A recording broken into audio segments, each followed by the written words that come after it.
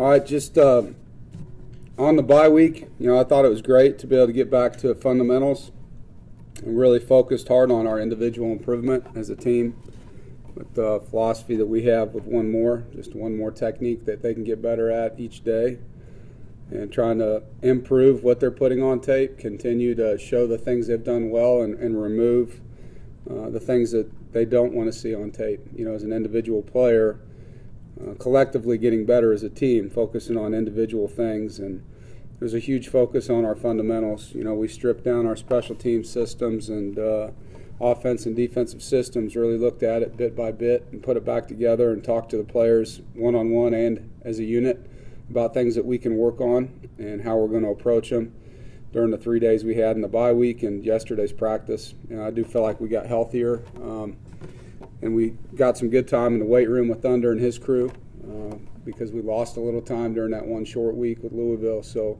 felt like we're in a good spot right now from a health standpoint, and our body weights and our rest and recovery and all those things that matter, especially during this time of year when the bugs on campus seem to be going around with flu. As far as the game this week, we're playing an excellent football team. Played great Saturday night against their rival USC. They're a physical football team. It's going to be a great game, I think, to watch as a fan. You're getting to watch the 6th-ranked rushing offense at Notre Dame against the 6th-ranked rushing defense of NC State. Great head-to-head heavyweight battle right there. They got 4 senior offensive linemen. We got 4 senior defensive linemen. They've got 2 big tight ends, a very good tailback that's the leading rusher per carry in the nation, in Adams, 9.2 yards a carry. Their quarterback, Winbush, is the 2nd leading rusher and is playing very confident. He's got a 6'5" receiver in Brown that makes plays down the field and has a lot of confidence in his play. You can see it. And I'm excited just, to watch the line of scrimmage in this game. I think as a football coach that it's no secret that I love that part of the game, and to see 2 really good line of scrimmages that are well coached.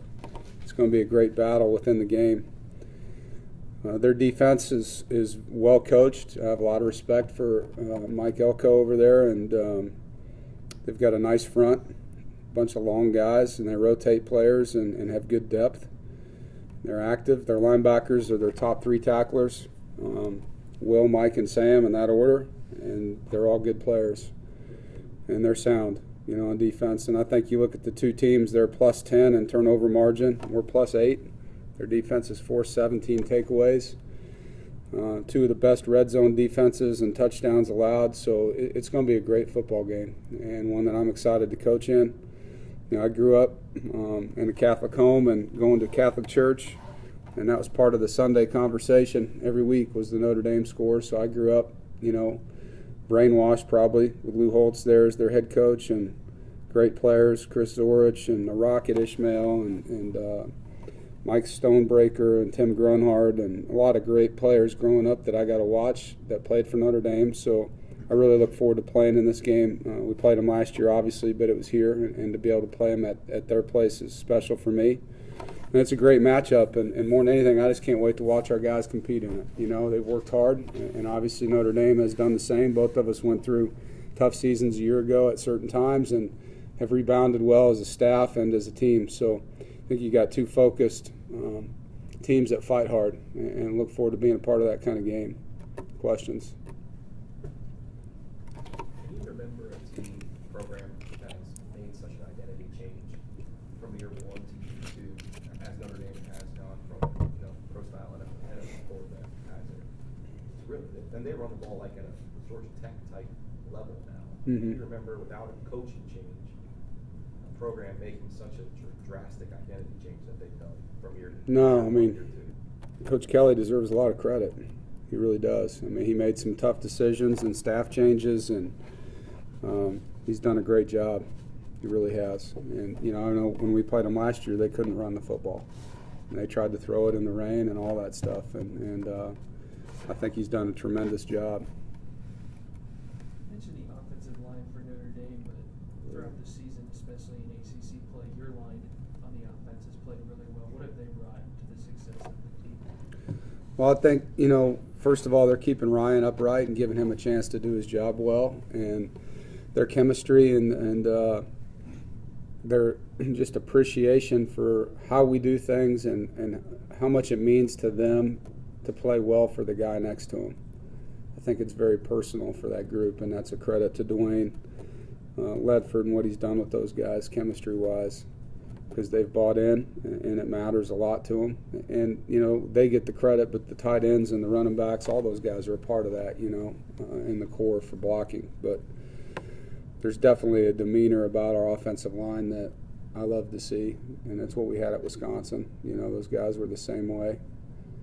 They played hard, and they played for each other, and these guys are doing that. As meaningful as this game is, for all the reasons you've already mentioned, it has no bearing on the Atlantic Division race. Does that change the way you prepare or the mindset in any way? No, not at all. It's the most important game of the season because it's the next one.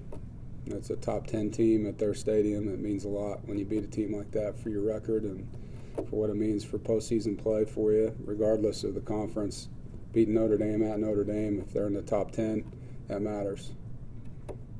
As you mentioned, it's the 6th ranked running offense versus 6th ranked running defense. What do you think it will come down to as to who wins that matchup? Technique, finish,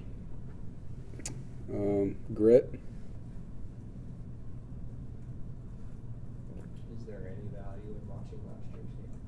No, none. It's like it didn't happen, you know.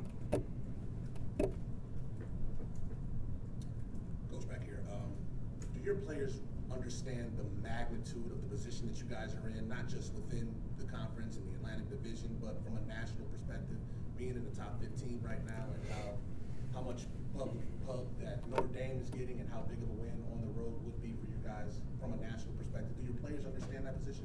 Probably not. We don't talk about it. All we're talking about is us and our enemy and how we can beat them. And all that stuff will take care of itself. And we get lost in things that don't matter. Not to say that you guys don't matter, but you really don't when it comes to us playing well. You know, we got to focus on our technique and our eyes and our feet and our hands and our hearts and all those things. And, you know, whether you're saying good things or bad things about us in the media, that has zero to do with how we're going to play on Saturday if we keep our minds where they need to be. Kind of piggybacking on what he just asked, the experience that you had in your last season at Northern Illinois, going through a season kind of where everything was going well, does that kind of give you a little bit of experience on how to keep these guys from getting too caught up in the moment? I think it does. You know, the first year there we were 2-3 and then went undefeated for the rest of that season. And the next year we lost our opener and went undefeated for the rest of that season. And you just kind of get in the groove, you know, and you get a feel for the guys and you really focus on what has brought them the success they've had. And I think, you know, people are chasing you instead of you chasing them, and so what you have to focus on is not letting them catch you, and you do that by improving weekly. And that's the only thing, like I told them, we don't need to be perfect. We just need to be better. That's all we have to do is just get better each week and look at what we haven't done well as a staff and as a player and own it. And that's all we're going to do the rest of the year. You mentioned Thunder. You made a decision to promote him, I think it was 2 years ago. What has he done that's impressed you the most? There's a lot of things, you know. I think it starts with his leadership and his loyalty to the program. It matters. It's personal. His standards are his standards. He doesn't give. And he's the same guy every day. You know, on top of that, he's incredible, and his staff is at what they do. I think they're smart. I think they understand the body well. I think they know how to push it, but they know how to back off. They match guys up and make them compete. He communicates well with our staff and with the training room staff and with our players. And he's got people on his staff that offset his weaknesses. I think he's done a nice job.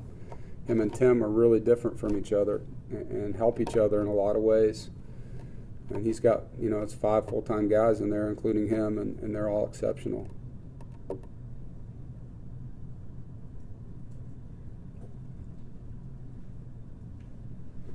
Dave State's already faced some pretty good offensive lines this season. but the left side of the Notre Dame offensive line, how good is it, and does it compare with anything that State's faced thus far?